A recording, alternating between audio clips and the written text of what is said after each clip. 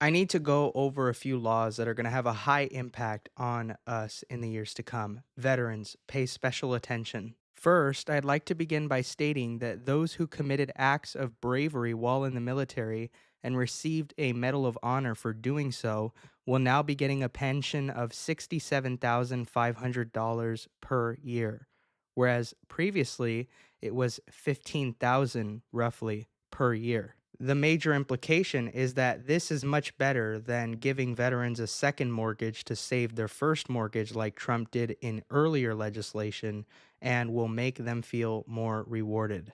And of course, when I say mortgage, I'm talking about a home mortgage. Secondly, those of you who drive electric vehicles in the state of California and were issued decals so that you could drive solo in the carpool lane will no longer be able to do so as federal appropriations for the program expired.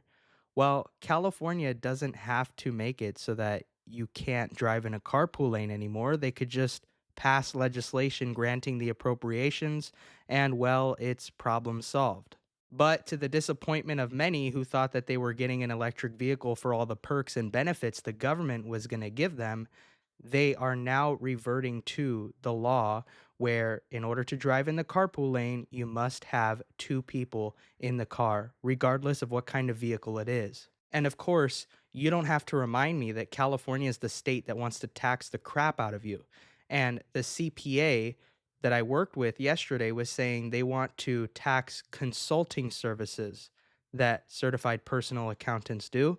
And maybe they'll do exactly that to fund their own program because we know that instead of managing their current finances better, they would just rather tack on a new expense to the California people. But for now, if you violate this new law, you will be fined $490 when caught by CHP. The third law is the Support for Patients and Communities Reauthorization Act of 2025.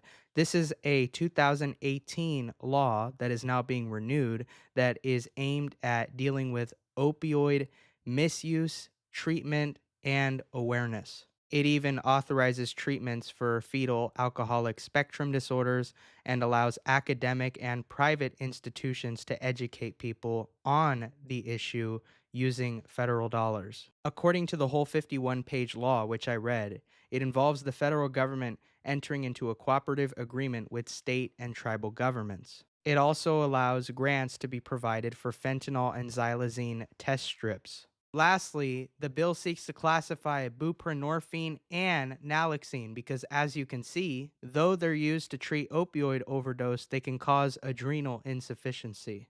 They must have a schedule.